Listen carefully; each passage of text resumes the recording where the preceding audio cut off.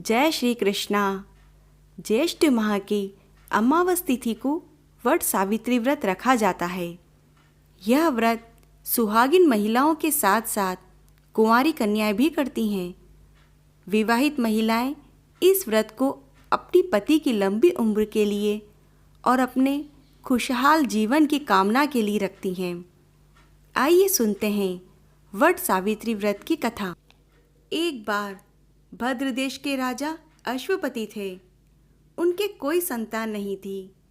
उन्होंने संतान प्राप्ति के लिए मंत्रों उच्चारण के साथ साथ प्रतिदिन 1,00,000 आहुतियाँ दी और यह क्रम उन्होंने 18 वर्षों तक जारी रखा, जिससे प्रसन्न होकर सावित्री देवी ने एक तेजस्वी कन्या का वरदान दिया। सावित्री देवी की कृपा से जन्म लेने के कारण उस कन्या का नाम सावित्री रखा गया। वह कन्या बड़ी ही रूपवान हुई, लेकिन योग्य वर न मिल पाने के कारण उनके पिता बहुत दुखी रहने लगे। राजा अश्वपति ने अपनी कन्या को स्वयं ही वर तलाश करने के लिए भेजा। इसके लिए सावित्री तपोवन में भटकने लगी। वहाँ पर साल्व देश के राजा द्युम्नसेन रहते थे, क्योंकि उनका राज्य किसी ने छीन लिया था और उनके पुत्र सत्यवान को देखकर सावित्री ने उन्हें ही अपने पति के रूप में वरण किया। यह बात जब नारद जी को पता चली तो वे राजा के पास पहुँचे और उनसे कहने लगे, हे राजन, आप ये क्या कर रहे हैं? सत्यवान गुणवान और धर्मात्मा है, साथ ही बलवान भी है, लेकिन उनकी आयु बहुत अल्प है। वह 1 ही वर्ष के बाद मृत्यु को प्राप्त हो जाएंगे। ऋषिराज नारद की बात सुनकर राजा घोर चिंता में डूब गए और उन्होंने सावित्री को इसके लिए मना किया। तो सावित्री ने उनसे कारण पूछा। राजा ने कहा कि पुत्री, तुमने जिस राजकुमार को अपने लिए वरण किया है वह तो अल्पायु है। तुम्हें किसी और को अपना जीवन साथी बनाना चाहिए। इस पर सावित्री ने कहा कि पिताजी, आर्य कन्याएं अपने पति का एक ही बार वरण करती हैं और राजा भी एक ही बार आज्ञा देता है और पंडित एक ही बार प्रतिज्ञा करते हैं और कन्यादान भी तो एक ही बार किया जाता है। सावित्री हट करने लगी और बोली कि मैं सत्यवान से ही विवाह करूंगी। राजा अश्वपति ने सावित्री का विवाह सत्यवान से करवा दिया। सावित्री जब अपने ससुराल पहुंची तो अपने सास ससुर की मन लगाकर सेवा करने लगी। समय बीतता चला गया। नारद मुनि ने सावित्री को पहले ही सत्यवान की मृत्यु के दिन के बारे में बता दिया था। वह दिन जैसे जैसे करीब आने लगा, सावित्री अधीर होने लगी। उन्होंने 3 दिन पहले से ही उपवास को शुरू कर दिया।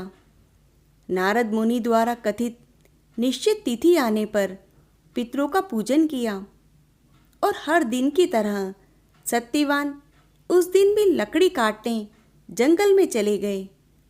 उनके साथ सावित्री भी आ गई। जंगल में पहुंचकर सत्यवान लकड़ी काटने के लिए एक पेड़ पर चढ़े गए। तभी उनके सिर में तेज दर्द होने लगा और दर्द से व्याकुल सत्यवान पेड़ से नीचे उतर गए। तब सावित्री अपना भविष्य समझ गई और सावित्री सत्यवान के सिर को अपनी गोद में रखकर सहलाने लगी। तभी उन्हें वहाँ पर यमराज आते हुए दिखे। यमराज अपने साथ सत्यवान को ले जाने लगे। सावित्री भी उनके पीछे पीछे चल पड़ी। यमराज ने सावित्री को समझाने की कोशिश करी कि यही विधि का विधान है, लेकिन सावित्री नहीं मानी। सावित्री की निष्ठा और पति परायणता को देखकर यमराज ने सावित्री से कहा, हे देवी, तुम धन्य हो, तुम मुझसे कोई वरदान मांगो। सावित्री ने कहा कि मेरे सास ससुर वनवासी और अंधे हैं, उन्हें आप दिव्य ज्योति प्रदान करें। यमराज ने कहा, ऐसा ही होगा, अब लौट जाओ। लेकिन सावित्री तो अपने पति के पीछे पीछे चलती रही। यमराज ने कहा, देवी तुम वापस जाओ। सावित्री ने कहा कि भगवान, मुझे अपने पतिदेव के पीछे पीछे चलने में कोई परेशानी नहीं है। पति के पीछे चलना तो मेरा कर्तव्य है।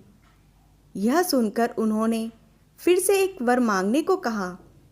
तो सावित्री बोली कि हमारे ससुर का राज्य छिन गया है, उसे पुनः वापस दिलवा दें। यमराज ने सावित्री को यह वरदान भी दे दिया और कहा कि अब तुम लौट जाओ। लेकिन सावित्री तो पीछे पीछे चलती रही। यमराज ने सावित्री को तीसरा वरदान मांगने को कहा। इस पर सावित्री ने 100 संतानों और सौभाग्य का वरदान मांगा। यमराज ने इसका वरदान भी दे दिया। सावित्री ने यमराज से कहा कि प्रभु, मैं एक पतिव्रता पत्नी हूँ और आपने मुझे पुत्रवती होने का आशीर्वाद दिया है। यह सुनकर यमराज को सत्यवान के प्राण छोड़ने पड़े और यमराज अंतर्ध्यान हो गए। सावित्री उसी वट वृक्ष के पास आ गई जहाँ उसके पति का मृत शरीर पड़ा था। सत्यवान जीवंत हो गया और दोनों खुशी खुशी अपने राज्य की ओर चल पड़े। दोनों जब घर पहुँचे तो देखा कि माता पिता को दिव्य ज्योति प्राप्त हो गई है। इस प्रकार सावित्री सत्यवान चिरकाल तक राज्य सुख भोगते रहे। इसी प्रकार की अन्य कथाओं का आनंद लेने के लिए आप इस चैनल को सब्सक्राइब करें और इस कथा को लाइक व शेयर करें। जय श्री कृष्णा।